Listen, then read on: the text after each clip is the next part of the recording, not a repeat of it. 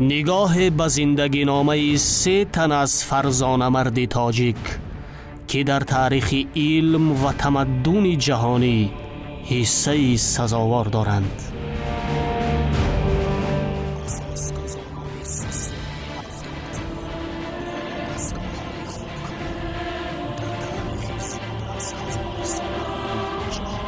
در همون دوره عصر نو گویا که اولین برنامه‌ریزی های امروزه کیبرنتیکی را انجام داده است. ساعت مثل مرغ کوکو صدا می‌زد. همین هم اختراع همینا بود.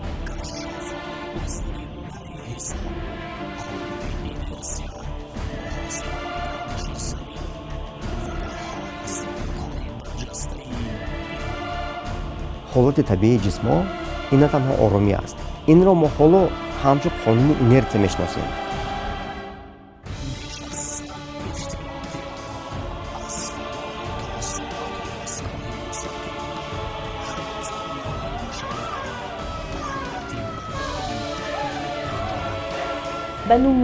اختراعکاری بنی موسی تاثیر بزرگ به جهان غرب گذاشت. جیمز وات که وای اختراعکاری ماشین‌های محرک‌های درونسوز هست، همین اختراع این را استفاده کرده است.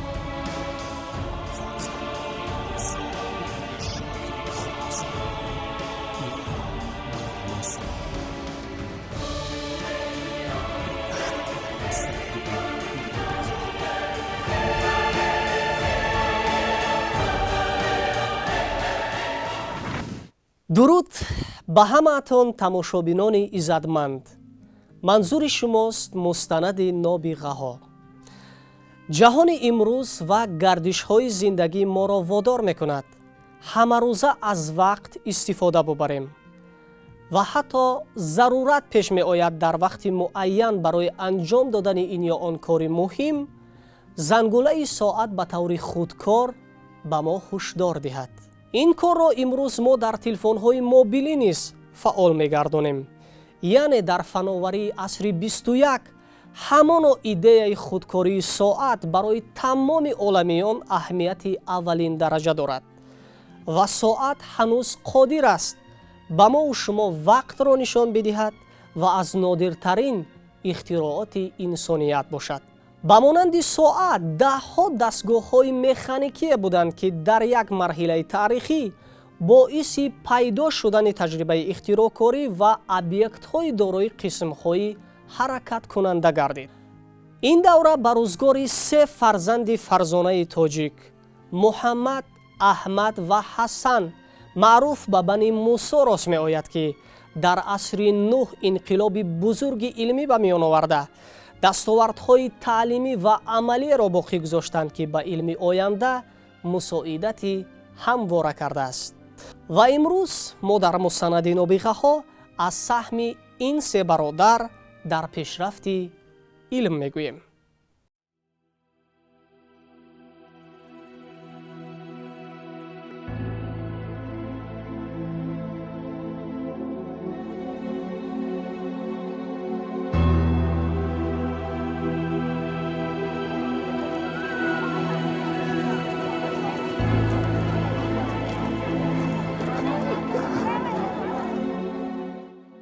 سرزمین خراسان و ماوراءالنهر که گهواره تمدن جهانی شناخته شده است، در طول تاریخ با فرهنگ بلند شهرداری، زبان و تاریخ، روند علم آموزی و فعالیت برجسته دانشورانش معروفیت عالمگیر دارد. نتیجه زحمت و کوشش، دانش طلبی و سنجیدن نیروی ذهنی دانشمندانش باعث گردید تاجیکان در پیشرفت علمهای عقلی و نقلی بخاصه طبیعی و ریاضی، ستاره شناسی و اینچنین مکانیک عالمان پیش قدم باشند. تمام علمها را به 2 گروه جدا میکردند. گروه علمهای عقلی و نقلی، یعنی علمهای راسیونالی و غیر راسیونالی. با گروه علمهای غیر عقلی، یعنی علمهای نقلی که علمهای تاریخ، فلسفه، فقه، بیشتر دانشمندانی نژادان عرب سر کار بودند. هرچندی نیاگان ما بودند لیکن بیشتر اما متخصصان ساحه علم‌های عقلی یعنی ریاضیات، طبیعت، هندسه، ستاره شناسی، مثلثات اصلا ایران نژاد اصلا زادگان خراسان و ماوراءالنهر بودند.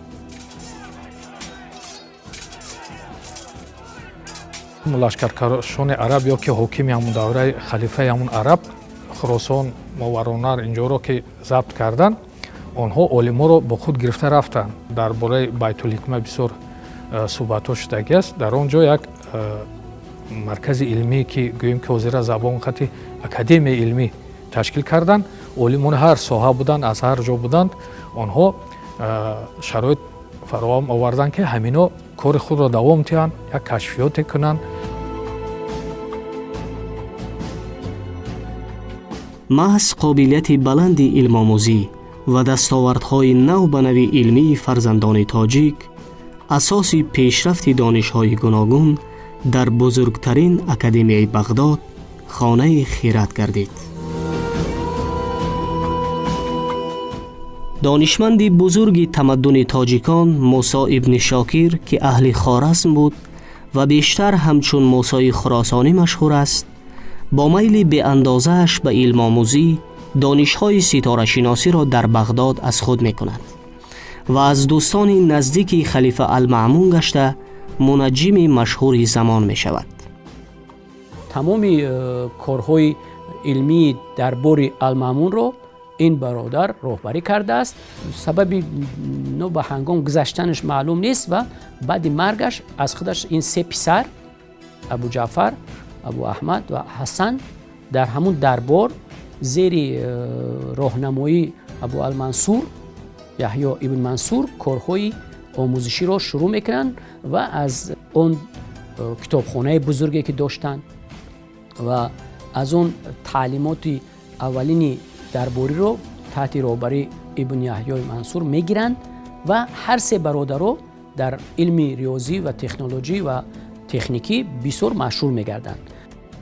پسران که یکی محمد، دیگر احمد و سیومین حسن نام داشتند، در کتابخانه بزرگ علمی اکادمی مشهوری وقت خانه خیرات که جایی به هم آمدن دانشمندان برجسته جهانی بود، به علم آموزی مشغول شدند.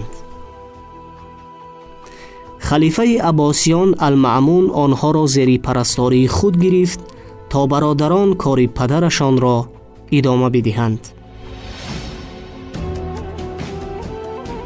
با شرافت آن که در عائله یک فضای علمی بود و بعدا آنها را با یک تعلیمات با صفت فرا گرفتند و همچنین در یعنی که احاطه عالمان بیت الحکمت یعنی که کار فعالیت نمودند و وای رسیدند.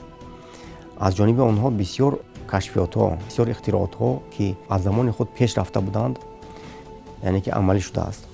خانه خیرات که فضای کامل علمی و به میدان آمدن دانشمندان نوآور بود، سه برادر را از هر جهت وادار می نمود در خطار عالمان معروف زمان مانند الخوارزمی، القندی و دیگر ذهن پروران عصر نو فعالیت برجسته نمایند.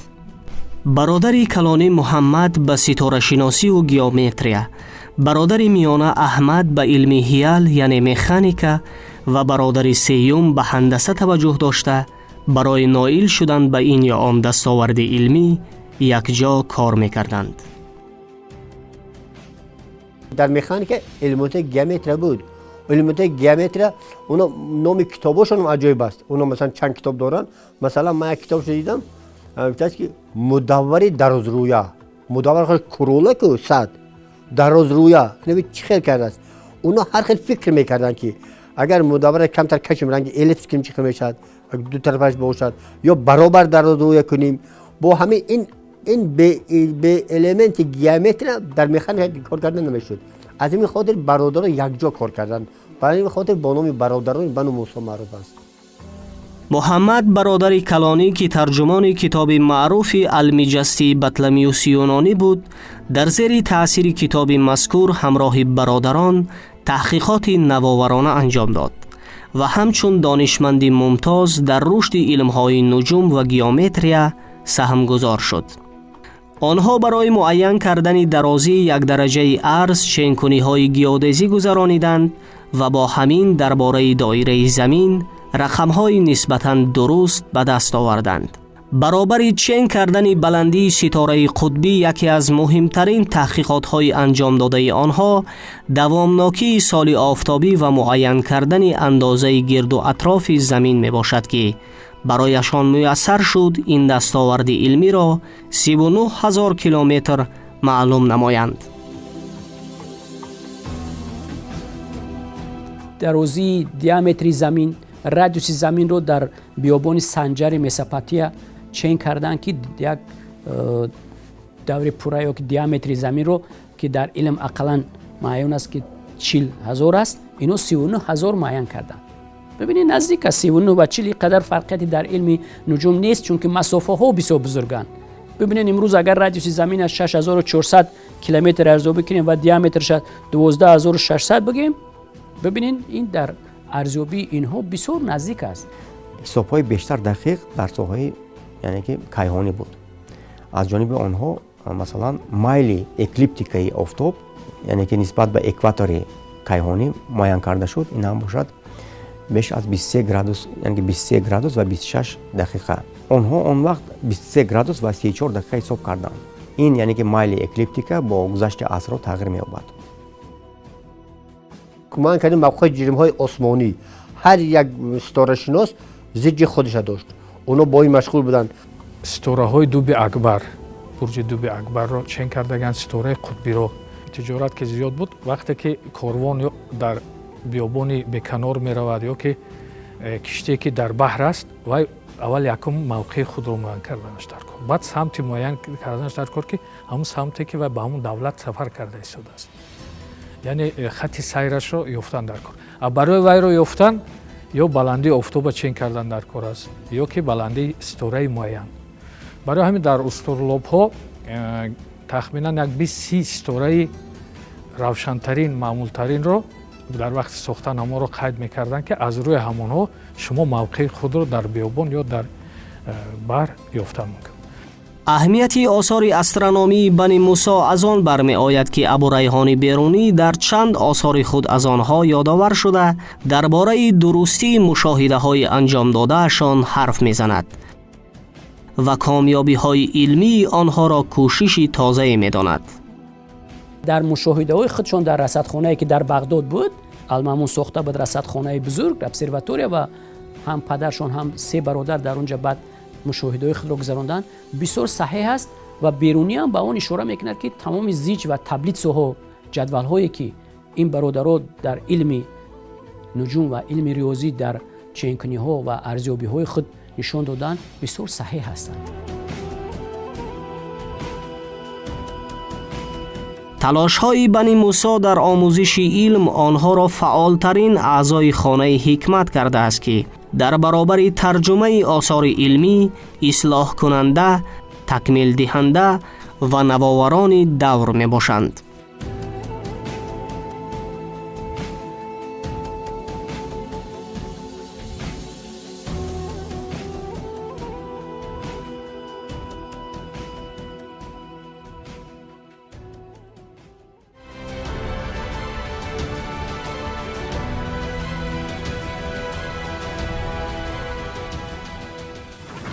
بعد از فوت موسی ابن شاکر خراسانی، پسران او که مال و ثروت زیاد در اختیار داشتند، تصمیم گرفتند میراث باقی مانده پدر را صرف راه علم نمایند.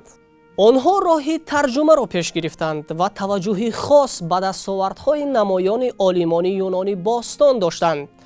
از این روز سرپرست مالیوی بسیاری از ترجمانها شدند که یک حصه ارزنده و اساسی بنی موسی در پیشرفت علم به میان آوردن جنبش ترجمانی آنها می باشد. آنها برای پیدا کردن نسخه های کتاب، دستاوردهای نمایان عالمان یونان باستان پیوسته سفرها انجام می دادند و در نتیجه یکی از سفرها ثابت ابن قره، مترجم و یکی از دانشمندان معروف را که زرشناس بود پیدا می کنند و همین طور برادر کلانی محمد او را به بیت الحکمه یعنی به خانه خرد می آورد که من بعد در پیشرفت کارهای برادران سهم ارزنده می گذارد. اگر کوششی بنی موسی نمی بود بسیاری از متن‌های یونانی گم شده فراموش می شدند. حصه نظررس دیگری برادران در برابر ترجمه دست زدن به اختراعات و کشفیات‌های نو به نوع علمی بود که محض نتیجه زحمت‌هایشان عصر 9 و 14 را به مرحله طلایی پیشروی‌های علمی تبدیل داد.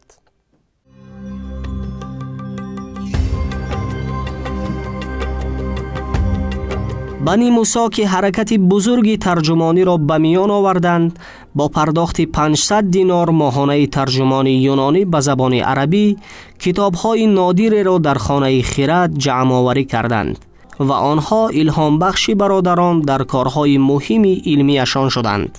خصوصاً در علم‌های متماتیک و گیومتریا آنها به مسائل اساسی توجه کردند که دقیق نمودن عدد پی، مسئله حل نشونده تریسکسیای کنج، تحلیل شدن عددهای همدوست، اصول به دست آوردن کوبی، حساب کردن ریشه سیوم، عددهای تخمینی از زمره کارهای نظررسی آنها در رشد دانش‌های ریاضی می باشد. تقسیم کنج به 3 قسم برابر در تاریخ علم متماتیک یکی از مسائل قدیمه است که قطار 3-4 مسئله بزرگی که همین از زمان قدیم همین به همین مشغول هستند. یک کنج رو به 3 قسم برابر تنها با پرگار و جدول تقسیم نمودند و این مسئله تا حالا حل نشده است و آنها در همین یعنی که تحقیقات خود حل نشونده بودن این مسئله رو تحلیل کردند. حل مسئله هایی که وابسته به سینوس و کوسینوس است، وابسته به سکنجه ها هست، برادر کاتت و برابر هیپوتزا، بسیار دستاوردهای عجایب دارد. احمد ابن شاکر پسر همون موسی дружественные числа میگویند، یعنی که عددهای همدوست اولین مرتبه در عصر 6 پیش از میلاد از جانب پیفاگور یک جفت این عدد کشف شده بود و از آن پس یعنی که عصر 6 پیش از میلاد و تا عصر 9 یعنی که قریب 1,500 سال دیگر به این مسئله یگان کس نزدیک نشده بود. یک فرمول را برآوردند که طریق این فرمول عددهای همدوست رو معین نمودن ممکن است و از جانب آنها 2 جفت چنین عددها معین کرده شد و بعدا در عصر 17-18 از جانب عالمان اروپا مخصوصا لیونارد ایلر تا 90 یعنی که جفت چنین عددها دریافت کرده شدند. حالا باشند 100 میلیون ها چنین عددها یافته شدند ولی تا حالا مکانیزم عمومی این عددها یعنی دریافت نمودن این عددها حالا یعنی که کار کرده برام نشده است. باز یک یعنی که سمتی که برادران بنی موسی مشغول شدند این هم باشد یعنی دقیق معین نمودن عدد پی. عدد پی ما میدانیم که این درازی دایره تقسیم به دیامتر می باشد و عدد پی هنوز یعنی که یک چند عصرها پیش از میلاد این مسئله موجود بود و بنی موسی این کامپوزیت شده است که این مسئله را از جهت الگبروی حل کنند و عدد پی را با صحیحیتی از 1001% دقیق کردند. برادران توانستند اصول نوی حساب را به میان بیارند. اثرهای هندسی و ریاضی آنها به پیشرفت کارهای عالمان زیاد مساعدت کردند، خصوصاً به لیوناردو فیبوناچی که او در کشف عددهای فیبوناچی مسئله های گیومتری خود اثرهای بنی موسی را استفاده کرده است. از دیگر کامیابی های علمی بنی موسی تقویت بخشیدن عقیده ارسطو در علم طبیعت شناسی وابسته به حالت طبیعی جسم ها می باشد. از جانب ارسطو عالم یونان قدیم پیشنهاد شده بود که حالت طبیعی جسم ها این آرامی است ولی از جانب مکتب بنی موسی و شاگردان آنها این عقیده ارسطو پورتر کرده شد. آنها اثبات کردند که حالت طبیعی جسم ها این نه تنها آرامی است بلکه جسم ها می توانند به طور راستخطه و بی‌شتاب حرکت نمایند. این را ما حالا همچون قانون اینرسی میشناسیم، یعنی که آنها هنوز در عصر نو این یعنی که مسئله را درک کردند و بعدا در عصر 16 از جانب گالیله اوید به قانون اینرسی باری دیگر یعنی که معلومات ابراز کرده شد. هرچند بنی موسی در همه شاخه‌های علم دست بالا و از خود میراث گرانبهای باقی گذاشتند، اما مکتب اختراعکاری و مهندسی آنها کوشش نوآورانه است که بیش از 1000 سال می شود به انسانیت خدمت می کند.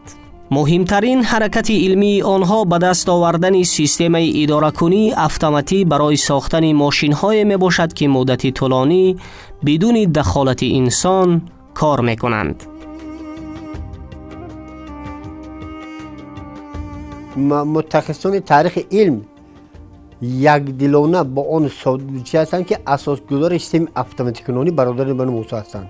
یعنی با طور اتوماتیک یک وقت صدا دادن، با طور اتوماتیک برآمدن آب فشار برآوردن و حتی یک نفر محقق اروپایی گفته است که اساسگذار برنامه‌ریزی هم همینا باید باشند.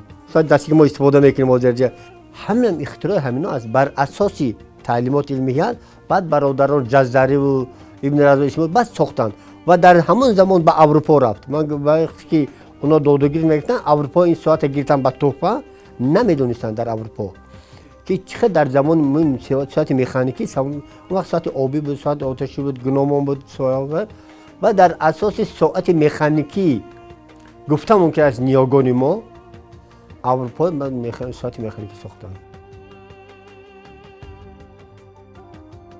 کاری آنها در ساحه اتوماتیزاسیا و ساختن دستگاه و اسباب‌های گوناگون مکانیکی تجربه را می‌ماند که از پیشرفت زندگی مردم درک می‌دهد. به آنها میسر شد با فشار آب بار اول فواره را به آدمان معرفی کنند و در این برابر موسیقی را نیز به آن همراه نمایند. وابسته به قانون تورریچلی، وابسته به قانون ارخمید ساخته از فانتن خودکار. در یک وقت معین فواره ها خودشون آب پاش میکنن در اطراف تا حتی به بلندی های معین برآمدن و نشستشون رو تحریزی کرده است. با کدام فشار با کدام بلندی فواره میبروید، با در کدام بلندی دیگرش میبروید و اطراف همون چند فواره هایی که هستن به یک معینی الگوریتم ساخته است، تجهیز ساخته است. این را اگر ما امروز بگیم، امروز در علم کیبرنتیکا، در علم انفرماتیکا برنامه‌ریزی میکنن و در نتیجه برنامه‌ریزی مدلی رو معین این چیزا کار میکنن. ما امروز میریم در شهر میگردیم میبینیم فانتن، همه گمان میکنیم که این دستاورد یا روسیه یا آلمانیا یا انگلیس. امروز بدونن که اولین فواره ها فانتن ها را برادران موسی، احمد، محمد، حسن ساخته است. افتخار میکنن که گذشته ما بوده است، فرهنگی نیاگان ما بوده است که ما امروز اطراف فانتن ها میگردیم، انتن فواره ها را خرسندی میکنیم. ما میدونیم که حالا فواره هایی که در شهر میبینیم این در اساس محرک های یعنی که برقی عمل میکنند. یعنی که برای آنکه فواره باشد یگان قوه لازم است، ولی در اون عصر محرک برقی نبود و آنها با استفاده بر سیستم هیدرولیکی چنین یعنی که مکانیزم ساختند که آن فواره با مدت طولانی یعنی که عمل مینمود. برای چه فواره بنی موسی را در جهان شناختند؟ برای آن که در فرقیت از فواره یک جنسه یعنی که یکسان گران الکساندروی هنگام کاری فواره بنی موسی یک چند تصویرها با واسطه فواره نمایش داده میشد، یعنی تصویرهای خنجر، تصویرهای جوشن و برای این را عملی کردن یک چند هزار مکانیزم ها رو آنها یعنی که کار فردا بودند. ببین در دبی فواره بلند ساختگیان با موسیقیش، رنگ سرخش یک موسیقی را اینیکوس میکنه، رنگ سبزش موسیقی دیگر، رنگ کبود، 7 رنگی که در سپکتری فیزیک است در فواره استفاده بردن شد در دبی به مردم نشون دادن. لیکن اساسی همینه، زمینه اولینی چنین نمودی فانتن ها را با استفاده از قانون‌های اتمسفری، با استفاده از قانون‌های ارخمید و فیزیکا این برادرها به مردم در بغداد ساخته دادگی‌اند. این مرحمت مقایسه. بنی موسی به عنوان اولین دانشمندان مکانیکی عملی توانستند در اختراع ساعت و در وقت موافق زنگوله زدن آن پیشروی کامل به میان بیارند که چنین دستاورد مکانیکی آنها زیاده از 1000 سال می شود در زندگی مردم جای دارد. آنها به ساعت نوآوری خود را وارد کردند که به طور خودکار فعالیت می کرد و در وقت معین صدا می داد. بعضی از اختراعات آنها تا هنوز عصر 21 در آمده است، قابل تکمیل چینی هم قبول شده است. مثلا ما مثال میبریم چی؟ همین ما ساعت زنگوله دار داریم. من در ساعت دستی، ساعت خانگی زنگوله دارم. همین ساعت زنگوله دارم اروپا از ما گرفتن در دوره هارون رشید. همین زنگی که در یک وقت معین در دور زده زنگ میزند، در اساس علم هیلی بنو موسی، بعد اسماعیل رزاز جزری و رزاز دیگر دوام دادند. اولین صدایی که آوردن صدای مرغ بود، کوکو کوکو، از صدای عادی که میبرند به صدای مرغ تبدیل خودش یک چیز است. نویگری در علم چی بود؟ مکانیکا. بعد اون قوطی هایی که امروز میبرد میکشوده میشد مرغ میبرد، اینم در اساس همون است. واقعا بعد عصر 16 در جهان لاتینی، در اروپای لاتینی به اصطلاح، اونها از همین آموختند. امروز ما میگیم که моделирование музыкальных инструментов. یعنی که همه اسباب‌های موسیقی امروزه ما از روی برنامه‌ریزی معین صدا و شوشان ضبط شدگی است. اینو در همون دوره توانستن استفاده بردن کدام نمودی موسیقی فورم رو در فواره ها، در ساعت های خودشون تهیه کردن، استفاده بردن که این نشانه دانش بسیار بزرگی اینها در استفاده بردن امروزه علم صنعت است. بگیم احمد برادر دویم که بیشتر دستاوردهای مکانیکی نتیجه زحمت او بود، برای آسان کردن مشکلات مردم در کارهای خواجگیداری دستگاهی مخصوصی را اختراع نمود که به طور اتوماتیک برای آبیاری زمین‌ها پیش بینی می‌شد.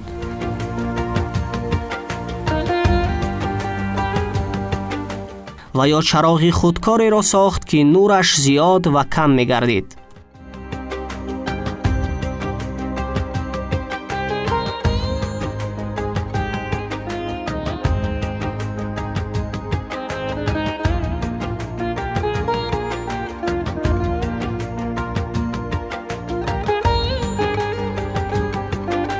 اینچنین بنی موسی در برابر ساختن بازیچه‌های فراغت برای کودکان همزمان توانستند ظرف‌های حیله را بسازند که با چنین اختراعاتشان خلیفه‌های عباسی و مردمان زیاد را به حیرت می آوردند.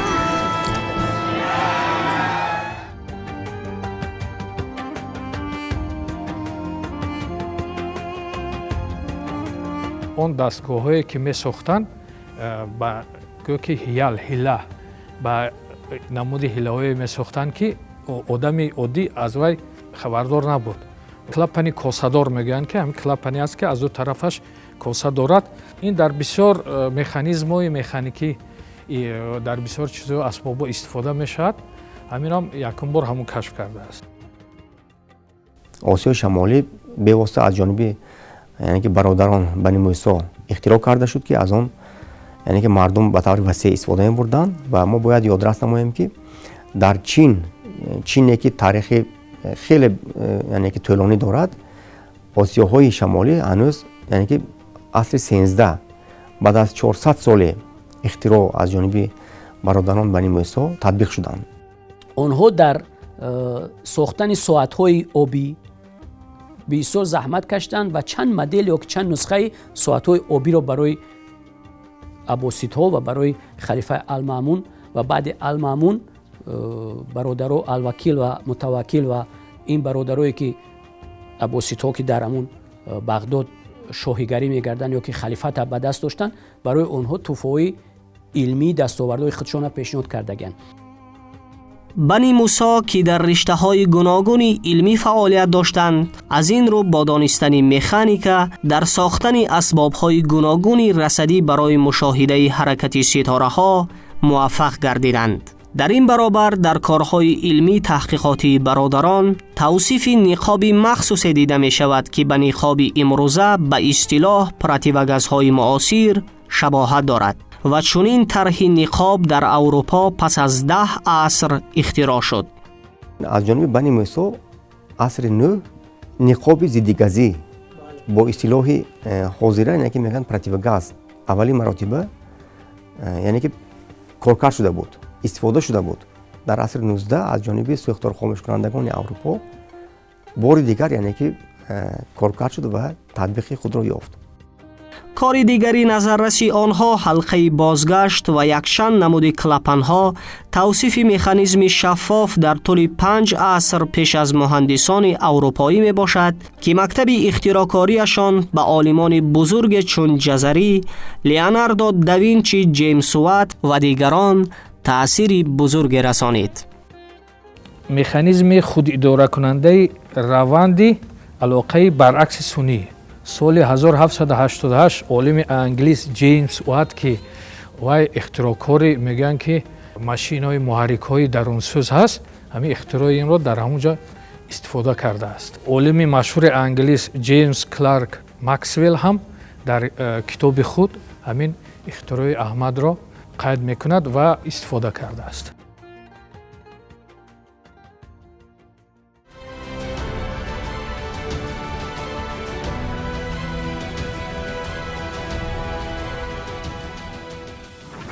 هرچند بنی موسی کتاب‌های زیادی نوشتند، ولی تا زمان ما کتاب الحیل، کتاب در علم حیله‌ها یعنی مکانیکا، نخستین کتاب ماشین سازی در تاریخ تمدن اسلامی، نادرترین کتاب مهندسی در تاریخ عصرهای میانه و معروفترین اثری آنها باقی مانده است که در آن 100 اختراعات نادر بنی موسی گردآوری شدند. نمونه از اختراعات برجسته آنها فواره هایی که دوره به دوره شکلشان تغییر می‌یابند، چراغی که علنگش به طور خودکار تنظیم می‌شد، یک نمود نقاب به اصطلاح پراتیوگاز برای بیرون کردن هوای افلاس از چاه‌ها، دستگاه‌هایی که با فشار آب کار می‌کردند، ظرف‌های ریخته برای فراغت مهمانان ضیافت و چندین کارهای ارزشمند دیگر که با تغییر دادن فشار مائع و کلپنها علاقمندند تا زمان معاصر به همتا ماندند.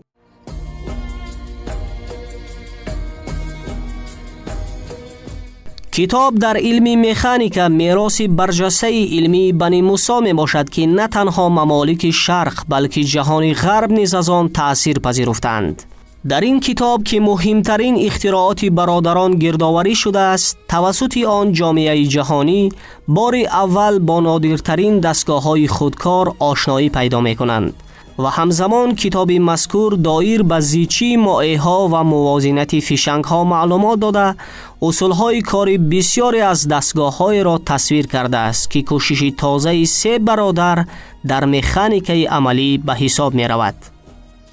کتاب الحیل یا کتاب الحیل نفیسه، یعنی درباره همون وقت میگفتن صنعت نفیسه که بر ساختمان یگان اسباب عجیب. کتاب شامل 100 نمود دستگاه است، 100 نمود. اما 100 نمود متخصص مان کردن که 20 نمودش تا اینا بود، 80 نمودش محض دستاورد خودشون، اختراع خودشون است. من فکر میکنم که هر یک تیبای قابل یک تحقیقات است. مثلا در گرمانیا و انگلیس ترجمه کردن، یک تحقیق کردن تا اندازه، حتی با خلاصه خودی همونا آمدن و گفتند که اینها از لیوناردو داوینچی پیش گذشته بوده است. کتاب در علم مکانیکا که قدم جسورانه انسانیت به سوی آینده درخشان، دستاوردهای کامل مکانیکی، فناوری و رشد صناعت می باشد، بنی موسی را در سراسر دنیا مشهور کرده است. از این کتاب تا کنون 3 نسخه مکمل و 2 نسخه ناپوره باقی مانده است که در کتابخانه‌های بزرگ ایتالیا، آلمان، ترکیه و در امریکا نگهداری می شوند. دستورهایی که آنها در همون دوره مشکلی علم به دست آوردن امروز در خزینه طلایی که عصر میانه را ما عصر طلایی علم میگیم محفوظ هستند و نام آنها رو در تمام دنیا مشهور کردند. و ببینیم بعد 200-300 سال پس در ریم، در فرانسه، در اروپا از کارهای آنها خوانده، دستاوردهای آنها رو، رسمهای آنها رو از آرشیو پیدا کرده، با این کارها به دست میزنند. اکثریت تحقیقاتی که در کتاب‌های بنی موسی یعنی که درج یافتند، طبق معلومات تاریخی که اسپانیا به اروپا پناه شدند و آنها بار دیگر پس از 100 سالها باز از نو یعنی که اختراع شدند. ترجمه آثار سه برادر به زبان لاتینی توسط جرارد کرمانی صورت گرفته است که بنی موسی را از معروفترین اختراعکاران و مهندسان تا عصر 16 معرفی می نماید. خصوصا جهان غرب کوشش نوآورانه آنها را در علم موسیقی بازیافت نادری علمی می دانند و آنها را در برابر بنیادگذاری سیستم اتوماتی اساسگذاری برنامه‌ریزی نیز اعتراف می کنند. برنامه ساختن که در چه در کدام وقت برود یا فشار تنگ شد یا زیاد شد آب پاشی شد تاب خورد صدا شود، این مکانیکا. ظرفی است سیفون میگن. وقتی که اون رو از بالا پخش میکنی آب میبیاید. همون آب چخیل با بالا میبراید و چخیل با استکان میریزد. همون یک مکانیزمی در کار است که اینجا چی است؟ پرینسیپی وابستگی فشار است. درباره همین سیفونی که آب میریزد، همین احمد در کتاب خودش کتاب الهیال قید کرده است. بنی موسی با تهیه دستگاهی که صدا را به طور خودکار بدون دخالت انسان میبرارد در ثبت صدا پیشرفتی واقعی به میان آوردند. اختراع آنها از یک چاه مکانیکی که در بالایش برج‌ها جای داشت عبارت بود و به ظرف‌ها مقدار گوناگون آب برخورده آهنگ به وجود می آمد. طریق یعنی که بخوی آب به طور اتوماتی یک موسیقی رو با یاری برنامه پیشکی نصب شده اجرا میکرد که این را مثلا در عصر 1920 پرفکارتا میگویند، ولی اون هنوز 1000 سال پیش بود. و همچنین از جانب یعنی که این برادران مذکور در اصطلاح روسی میگویند بدینای ارگان، یک تجهیزاتی بود که یعنی که وظیفه اون یعنی کار اون عبارت بود از ثبت مکانیکی موسیقی. فلیت خودکاری آنها در عصر نوح که اولین ماشین یا کامپیوتری برنامه ریزی شونده می باشد، بنی موسی را از اختراعکنان پیش قدم دستگاه موسیقی در جهان معرفی می نماید که امروز در فرانسه نمونه از آن در شکل تکمیل یافته باقی مانده است. قوطی های موسیقی در اروپا تنها در عصر 16 پیدا شدند.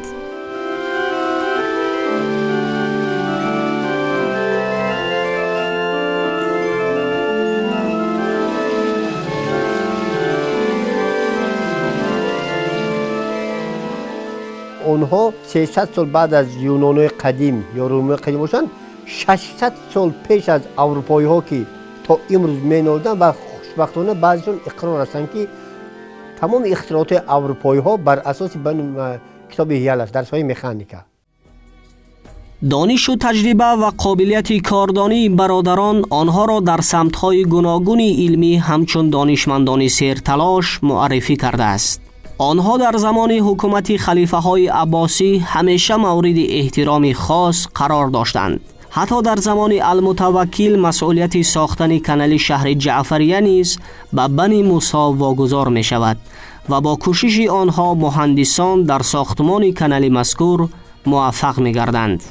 در کدام نقطه های معین آب جاری شویش بلندی ها و با کدام سرعت جاری شوی آب جویباری یا کانال الجعفریه اینو هستند سهمگذار و المامون با اینو باور کرده با اینو همین کار توصیه میتید که رهبری همین ساختمان همین کانال بزرگ رو در شهر نو الجعفریه شما رهبری کنید و این سه برادر وابسته به دانش‌های فیزیکی، نجومی و تکنولوژیشون این کانال بزرگ ساختگیان رهبری کردگیان و یک شهر نو الجعفریه با آب تامین میگردد و آب این بنیاد همه سازندگی و پیشروی جامعه است. به آب نه درخت سبز می شود نه شهر هواش خوب می شود.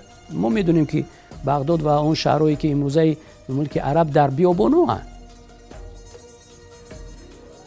فعالیت عبرت‌آموز نیاگان نیکنام تاجیک دانشمندان معروف محمد، احمد و حسن مشهور به بنی موسی در حلقه زرین تاریخ و علم جهانی برای همیشگی ثبت گشته است.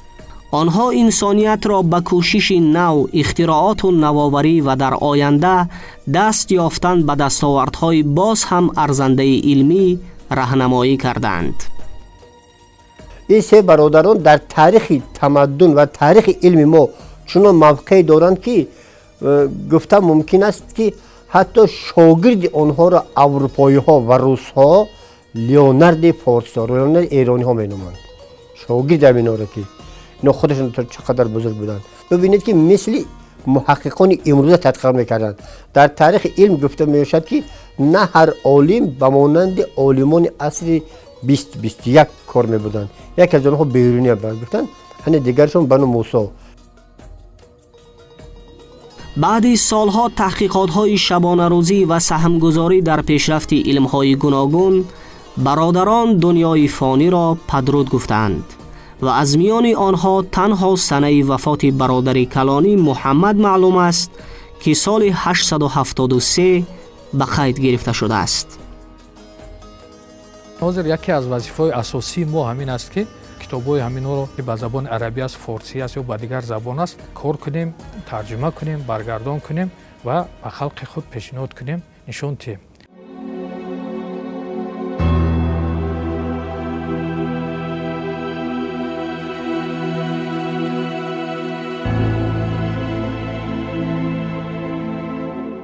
فضای کامل استقلال امکانیت به میان آورد با هدایت سروری عاقل و غمخوار محترم امام علی رحمان خودشناسی ملی هرچی بالا بگیرد و با درک اصالت تاریخی 20 ساله آموزش رشد فنهای طبیعت شناسی دقیق و ریاضی در ساحه علم و معارف اعلان بشود که چنین اقدام مهم ملت شرفمند تاجیک را به آینده باز هم درخشان دستاوردهای نظررس علمی و فناوری روبرو خواهد کرد. اگر در همه رویه جوانان آموزند دانند که نیاگان ما چیکارا کردند، اونا با چقدر شاید اختراع کنند. به خاطر خود سخن پرزیدنت است که میگه مردم تاجیک مردم تمدن آفر است. واقعا نمیخیل است. هر یک ملت یک چیزی خود به خودش خاص دارد.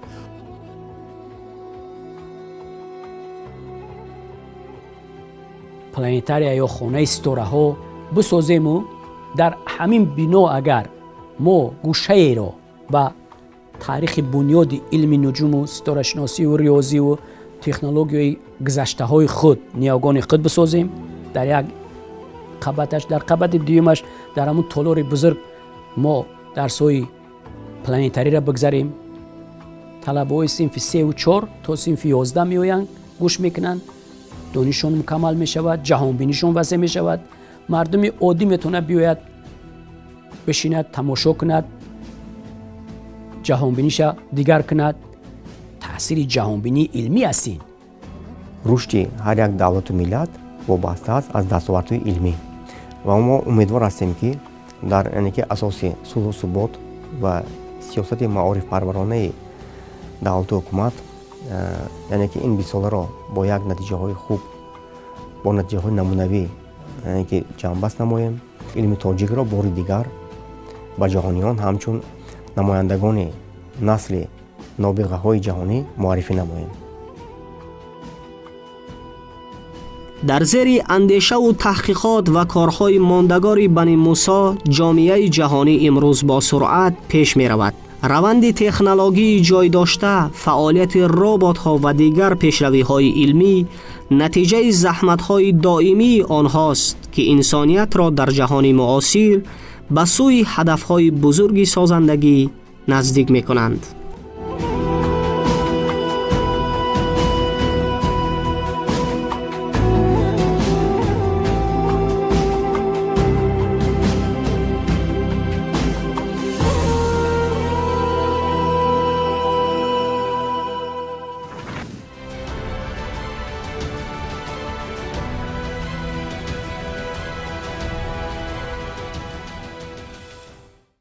شاید در جامعه امروز اکثریت با نام بنی موسی کم آشنایی دارند، اما حقیقت تاریخ و نمونه بلند فعالیت ذهنی آنها باعث گشته است 3 فرزند فرزانه تاجیک را در صدر تاثیرگذارترین دانشمندان در رشد علم‌های طبیعت شناسی، ریاضی و فناوری جهانی قرار بدهیم.